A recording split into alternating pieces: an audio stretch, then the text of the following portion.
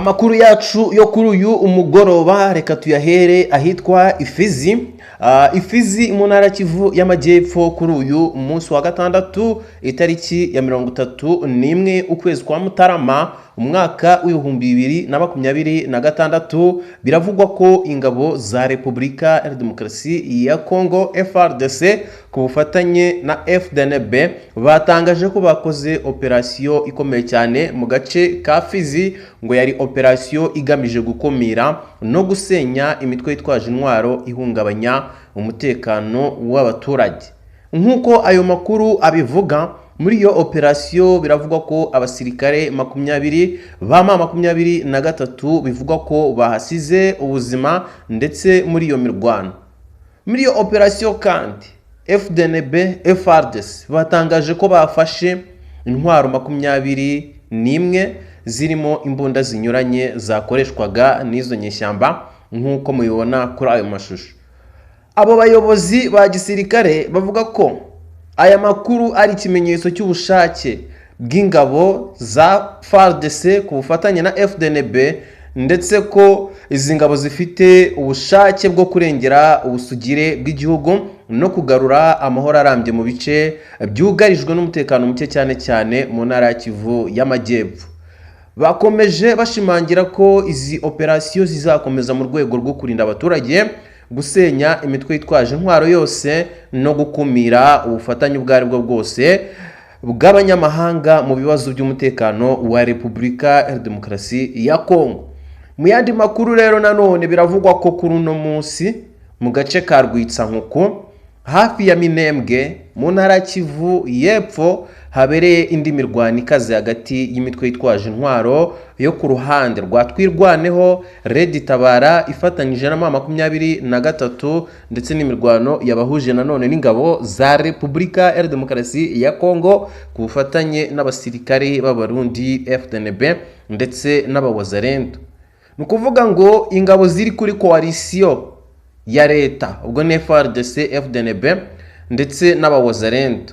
Ni imirwano yatangiye mu gitondo ikomeza gufata indi ntera uko amasaha agenda akura. Amakuru aturuka mu nzego z'umutekano agaragaza ko iyo mirwano yagutse igera no mu misagara miremire ya Mwenga, aho habaye imirwano ikomeye irimo n'ibitero byifashishije indege zitagira abapilote ndetse byibasiye uduce turimo Madegu n'utundi duherereye hafi aho.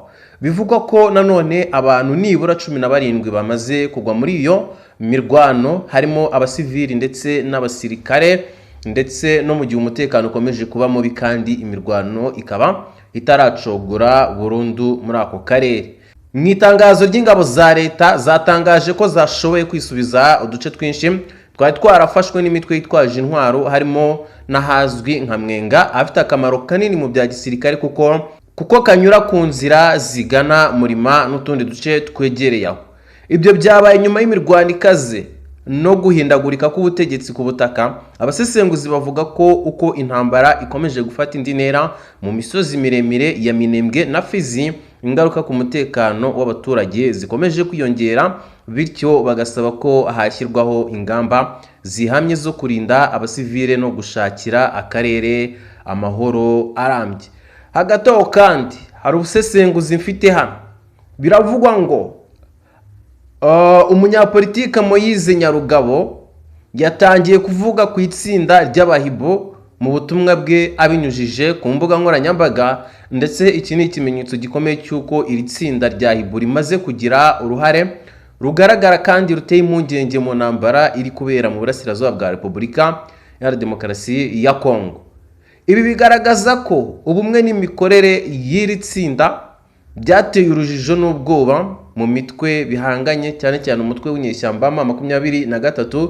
Mu makuru yatambutse mu gitondo twabonye ibyo abahibo bakoreye inyeshyamba za M23 kuri Point Zero, ndetse abahibo bakomeje kugenda batera ubwoba inyeshyamba za M23. No kuvuga ngo amakuru aturuka ku mirongo y'imbere ku rugamba aravuga ko ibyo hibo yakoze ku rwego rwa Point Zero ku barwanyi batwirwaneho ndetse na M23 bitigeze bibaho na mbere. habayeho igitero gikomeye cyihuse kandi giteguwe neza ku buryo umwanzi atabonye umwanya wo gukoresha amayeri asanzwe azwiho nko gusatira ahantu henshi icyarimwe cyangwa se overflows, by'umwihariko hifashishijwe drones z'intambara zikorera ku buryo bwa kamikaze zagize uruhare runini mu guhindura isura y'urugamba. Nk'uko raporo z'ingabo ziri ku rugamba zibigaragaza, umwanzi yabanje kugaragara nk'uwiganje ku rugamba rwo ku butaka cyane cyane kubera ikoreshwa ry'izo drones za kamikaze. Ku rundi ruhande, ingabo za Congo FARDC zagaragaje ubushobozi mu gucunga no kurwanya umwanzi bakoresheje ikirere. Icyakora uku kwiyumvisha ko intambara yari irimo kugana ku murongo umwe kwahindutse vuba cyane ubwo abahibo binjiraga mu rugamba ndetse bigahindura burundu icyerekezo n'imiterere y'imirwano. Mu ncamake, kwinjira kwa hibo mu ntambara byagaragaje impinduka ikomeye mu mikorere ya gisirikare, bituma n'abari basanzwe bakurikiranira hafi aya makuru batangira kongera kwibaza ku ngaruka z'ubu bumwe bushya ku mutekano w'akarere kose. Katugaruke ku mugaba mukuru w'ingabo z'u Burundi, ariko mbere yo kugira ngo tumugarukeho ndagira ngo mbanze mbibutse ko twafunguye urubuga rwa WhatsApp tuzajya tunyuzamo amafoto n'amavideo y'ibiba byaturutse ku rugamba. Kwinjiramo nta kundi, napininze link muri comment, uragenda hari hasi mu gice cya komanteri urahita ubona link napininze, n'ubundi urayisanga hejuru, urahita ukanda, urahita winjira muri groupe ku buryo bworoshye cyane, hanyuma uzajya ubasha kubona amafoto n'amavideo ubone ukuri kuzuye ku biba byabaye. Ngayo nguko rero, reka twikomereze amakuru yacu. Umugaba mukuru w'ingabo z'u Burundi General Prime Niyomugabo yahaye abasirikare b'iki gihugu batunze za passport zisanzwe ko itariki ya 10 Gashyantare ni itariki ntarengwa yo kuba bamaze gushyikiriza igisirikare izo passport. Iryo ni itangazo yabageneye bikubiye mu rwandiko uyu general aherutse koherereza abayobozi bose bo mu ngabo mbere yo kumenyesha abasirikare ubutumwa bwari bukumiyemo. General Prime Niyomugabo yamenyesheje abasirikare ko nta wemerewe gutunga pasiporo isanzwe cyangwa se pasiporo ordinaire. Yavuze ko kandi pasiporo abasirikare bemerewe gutunga ari iz'akazi, pasiporo de service, bahabwa iyo boherejwe mu butumwa hanze y'igihugu bataha bakazisubiza. Yunzemo ko mu gihe bibaye ngombwa ko umusirikare akenera kujya hanze y'igihugu atagiye mu kazi, asabwa gusaba umugaba mukuru w'ingabo uruhushya rwo gutunga pasiporo isanzwe, undi akayimusabira.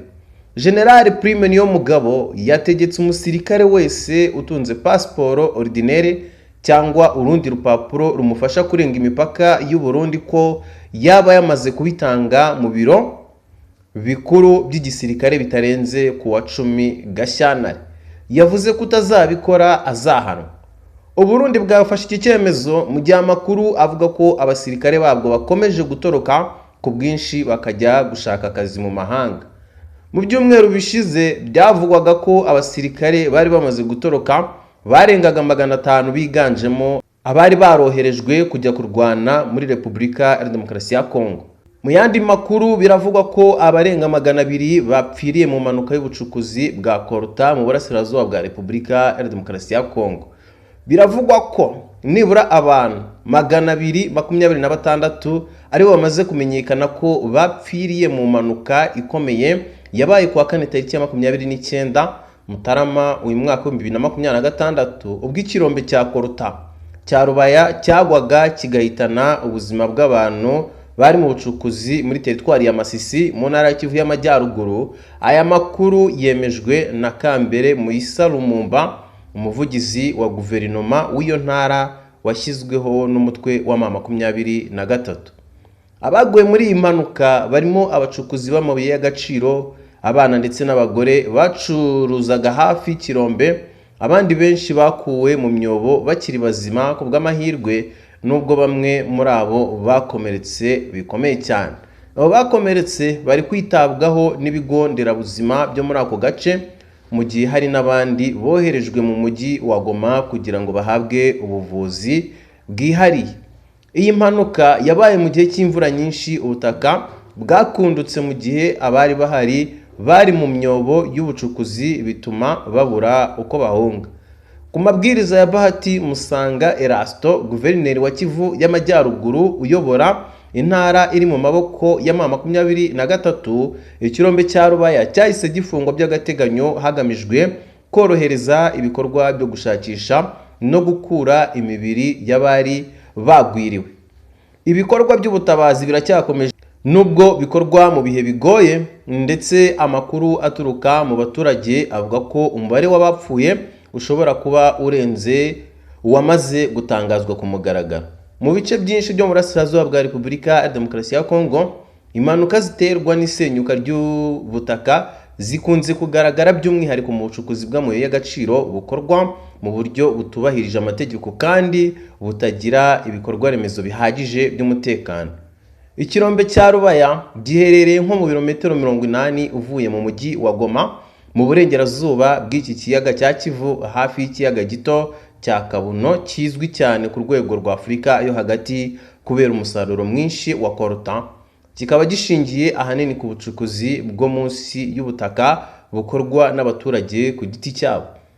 Ibibazo by'imigezi n'amazi menshi bikomeje guteza inkeke muri aka gace, aho buri mwaka hagaragara imyuzure n'isenyuka ry'ubutaka bigahitana abantu benshi. Nk'urugero, tariki ya 19 ukwezi kwa gatandatu umwaka ushize abantu 17 barahaguye. Mu bice byinshi byo mu burasirazuba bwa Repubulika ya Demokarasi ya Kongo, impanuka ziterwa n'isenyuka ry'ubutaka zikunze kugaragara by'umwihariko mu bucukuzi bw'amabuye y'agaciro bukorwa mu buryo butubahirije amategeko kandi butagira ibikorwa remezo bihagije by'umutekano. Ngayo amakuru twari tubafitiye kuri uno mugoroba. Reka nshimire buri umwe wese wabanye natwe, mbabwira ngo andi makuru nakagaruka ku isaha y'isa 10 tuze kongera guhura mu yandi makuru ari bube agezweho. Reka tubashimire cyane tubabwira ngo andi makuru nakagaruka.